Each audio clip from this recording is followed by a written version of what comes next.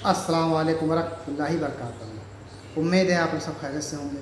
मैं भी अल्हम्दुलिल्लाह, अल्लाह का लाख लाख शुक्र है, सन खैरियत से। और इंशाल्लाह जिस वीडियो पर रिएक्शन देने जा रहे हैं, RH नेटवर्क चैनल का नाम है। इनके चैनल का लिंक मैं डिस्क्रिप्शन बॉक्स में दे दूँगा। आप लोग इनके चैनल को सब्सक्राइब करिएगा और मेरी वीडियो को ये पूरा एंड तक देखिएगा। आज की वीडियो बहुत ही बेहतरीन होने वाली है, बहुत ही इंटरेस्टिंग वीडियो होने वाली है, क्योंकि ये वीडियो है राजा जय सिंह के बारे में। जो राजा जय सिंह अपने इंडिया के ही थे, लेकिन अय्याशी में कुछ ज़्यादा मुब्तला थे। और अंग्रेज़ों का तो ये काम ही था कि यहाँ के जितने भी राजा बादशाह थे उनको अय्याशी में डालो, ताकि उन पर हुकूमत कर सको और वो कभी बगावत का बारे में सोचे नहीं। और यही उन्होंने किया। लेकिन ये राजा कुछ ज़्यादा ही आगे निकल गए कि अंग्रेज़ों को उनसे पीछे छुड़ाना पड़ गया। तो आइए राजा जय सिंह के बारे में पूरी हम लोग जानकारी लेंगे इस वीडियो ज़रिए से। पूरा जानेंगे क्या हकीकत है, क्या सच्चाई है, और वो कैसे राजा बने, और जो भी मामला था उनकी अय्याशी का या जो भी मामला था। तो आइए इस वीडियो ज़रिए हम लोग जानने की कोशिश करेंगे राजा जय सिंह के बारे में। वीडियो को अंत तक देखिएगा। वीडियो अच्छी लगे तो उसको शेयर ज़रूर करिएगा और अपनी राय कमेंट बॉक्स में ज़रूर बताइएगा। और मेरे चैनल पर नए हो तो सब्सक्राइब करिएगा और वीडियो को लाइक भी किया करिए। तो चलिए आइए बिना देरी की वीडियो स्टार्ट करते हैं, उसके बाद बात करते हैं।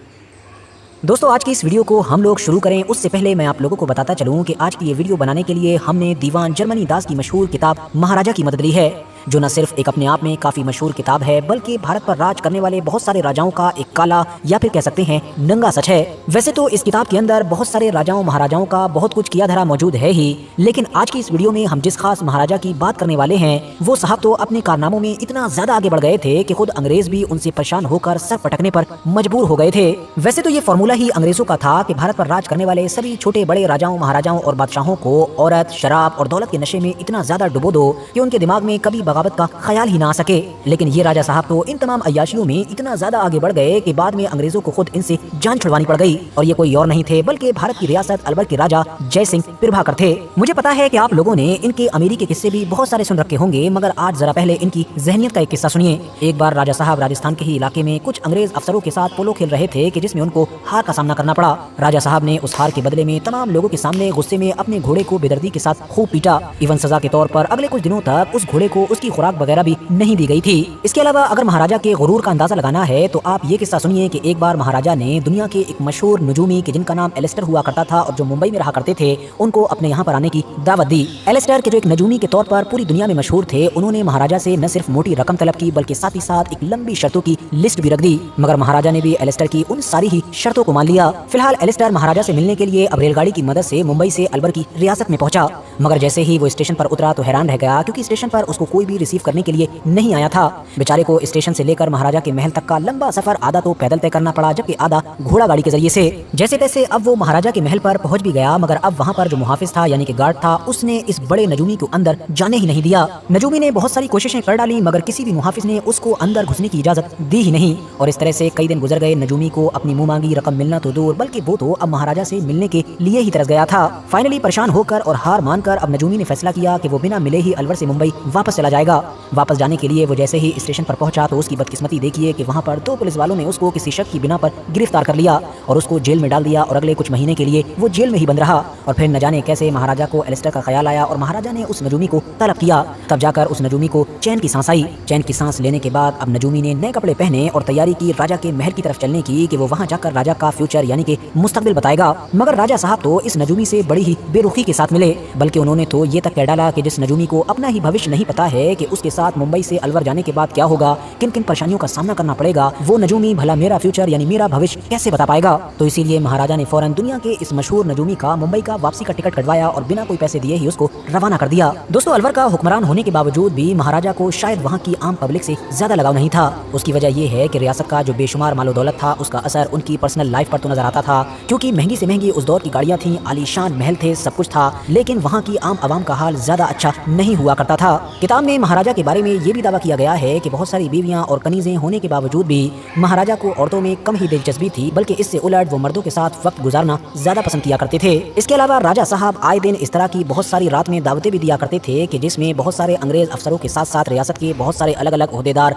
और उमरा शामिल हुआ करते थे। अब क्योंकि इन दावतों में शाही महल की कनीजें और बाकी औरतें भी शामिल हुआ करती थीं, तो इसीलिए अब धीरे धीरे महल के बाहर शाही महल की औरतों की बदनामी होने लगी। इसीलिए राजा साहब ने अब ये फैसला किया कि रात में होने वाली इन दावतों में अब से जितने भी ओहदेदार, सूबेदार, उमरा और जितने भी बड़े बड़े लोग शामिल होंगे वो सब अपनी अपनी बीवियों या अपनी अपनी कनीजों को भी लेकर आएंगे। इन सभी लोगों ने बहुत सर पीटा, मगर आखिर में राजा साहब का हुक्म तो मानना ही था। चंद दिन के बाद ही राजा साहब ने अब गजनफर अली खान नाम के एक इंसान को अपनी रियासत का वजीर खजाना यानी कि फाइनेंस मिनिस्टर अपॉइंट किया। बहुत कम वक्त में ही ये वजीर साहब राजा के बहुत ज्यादा करीब हो गए थे और रात की दावतों में भी इनका आना जाना शुरू हो गया। अब क्योंकि ये बहुत ज्यादा खूबसूरत और मजबूत जिस्म के मालिक थे, तो बहुत जल्द ही ये न सिर्फ राजा साहब बल्कि उन रात की दावतों में आने वाली लगभग सभी औरतों के भी फेवरेट बन गए थे। लेकिन गजनफर अली खान का बादशाह के करीब आ जाना और महल की दावतों में मौजूद तमाम औरतों का इतना ज्यादा पसंदीदा आ जाना महल में मौजूद जो एक बड़े मंत्री थे यानी कि गिरदाली लाल, उनको और बाकी कुछ छोटे मंत्रियों को भी बिल्कुल भी पसंद नहीं आया। उन्होंने मौका देखकर एक दिन जब ये महसूस किया कि राजा साहब का मूड बहुत अच्छा है, तो उन्होंने फौरन राजा साहब से इस बारे में शिकायत की। उन्होंने कहा कि ये जो आपका वजीर है यानी कि गजनफर अली, ये हमारी रात की शाही दावतों में आता है और शाही महल में मौजूद तमाम औरतों के साथ खूब रंगरंगलियां मनाता है, मगर अपनी औरतों को मुसलमान होने का बहाना बनाकर घरों में छिपा कर रखता है। तो ये तो हमारे साथ पूरी तरीके से नाइंसाफी की बात है। दरबारियों के मुंह से ये तमाम चीजें सुनकर राजा साहब का भी दिमाग ठनका और उन्होंने कहा कि हाँ, बात तो सही है। इसीलिए जैसे ही गजनफर अली खान अगली बार राजा साहब के सामने आया तो उन्होंने फौरन हुक्म दिया कि शाही महल के अंदर जो अगली बड़ी दावत होने वाली है उसमें तुम अपनी बेगम को लेकर हाजिर होना। ये सुनकर तो गजनफर अली खान पूरी तरीके से सटपटा गया। इतना ही नहीं, राजा साहब ने तो उसको 10,000 रुपए भी इनायत किए और कहा कि फौरन लाहौर चले जाओ और वहाँ से अपनी बेगम को ले आओ। गजनफर अली खान का सटपटाना भी वाजिब था, क्योंकि राजा साहब के हुक्म को ना मानना सीधे तौर पर उसको सलाखों के पीछे लेकर जाता। गजनफर अली खान हुक्म के मुताबिक चुपचाप पैसे वगैरह लेकर लाहौर की तरफ निकल गया, मगर उससे पहले ही दिल्ली में गजनफर अली खान की मुलाकात अपने एक दोस्त से हुई। दोस्त ने जब परेशानी की वजह पूछी और पूरी कहानी सुनी तो गजनफर अली से पूछा कि क्या राजा साहब ने तुम्हारी बीवी को कभी देखा है, या फिर महल में मौजूद जितने भी बाकी मंत्री हैं उनमें से किसी ने तुम्हारी बीवी को देखा है।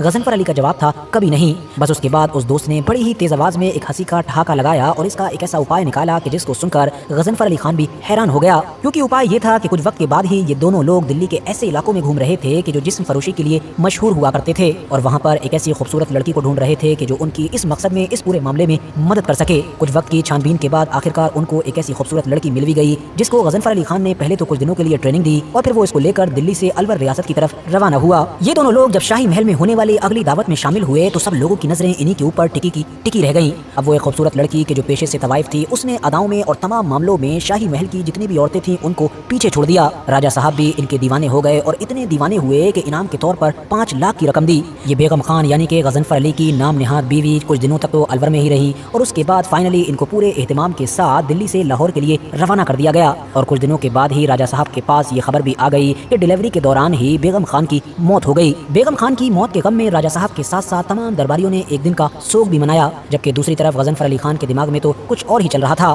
फिलहाल इस पूरे मामले के कुछ वक्त के बाद ही अब अलवर के राजा यानी कि जय सिंह को अब शिमला के वायसरॉय की तरफ से दावत आई और ये कहा गया कि आप वायसरॉय लॉज आइए और हमारे साथ यहाँ पर कुछ वक्त गुजारिए। इस पूरे मामले पर खुश होने की बजाय अलवर के राजा साहब ने अपनी लंबी चौड़ी शर्तों की लिस्ट शिमला भिजवा दी, जिसमें से एक शर्त तो ये थी कि क्योंकि राजा साहब को चमड़े की चीजों से प्रॉब्लम है तो जो आसपास का पूरा रिहायशी इलाका है वहाँ से चमड़े की चीजों को हटा दिया जाए।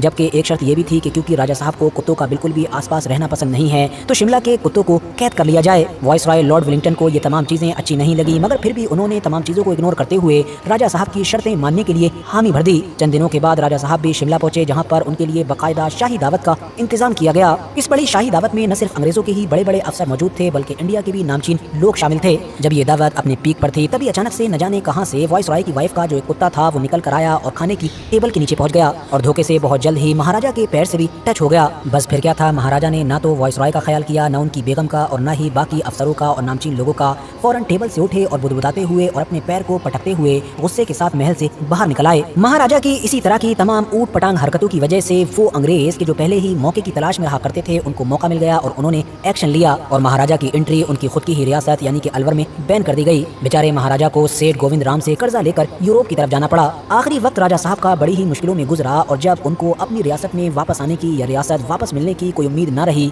तब उन्होंने हद से ज्यादा शराब पीना शुरू कर दी थी और एक दिन इसी शराब के नशे में ही वो सीढ़ियों से गिर गए थे, जिसकी वजह से उनकी रीढ़ की हड्डी भी टूट गई और कुछ दिन के बाद फिर उनकी देखा हम लोगों ने राजा जय सिंह के बारे में पूरी हिस्ट्री, पूरी स्टोरी उनकी जो भी थी, सच्चाई, हकीकत इस वीडियो के ज़रिए से जानने की कोशिश की हम लोगों ने किस तरह से वो अय्याशी थे या जो भी था। और अंग्रेज़ों का तो मामला ही ऐसा था कि यहाँ के जितने भी हुक्मरान थे अपने इंडिया के, क्योंकि उन पर उनको राज करना था, तो उन्होंने अय्याशी में इतना मुब्तला कर देते थे वो कि वो बगावत की कई बार सोचते ही नहीं थे, न कभी अपने आवाम के बारे में सोचते थे, सिर्फ अपनी अय्याशी के बारे में सोचते थे, बस सिर्फ अय्याशी अय्याशी, और वो अंग्रेज़ उन पर हुकूमत करते थे। तो ये थी राजा जय सिंह जी का पूरी कहानी। तो उम्मीद है वीडियो आप लोगों को अच्छी लगी होगी। वीडियो अच्छी लगी हो तो उसको शेयर ज़रूर करिएगा और अपनी राय कमेंट बॉक्स में ज़रूर बताइएगा। और मेरे चैनल पर नए हो तो सब्सक्राइब करिएगा और बेल आइकन भी ज़रूर दबाइए करिए। और वीडियो अच्छी लगे तो उसको लाइक भी कर दिया करिए। तो चलिए इंशाल्लाह फिर मिलेंगे नेक्स्ट वीडियो में। तब तक के लिए अस्सलाम वालेकुम व रहमतुल्लाहि व बरकातहू।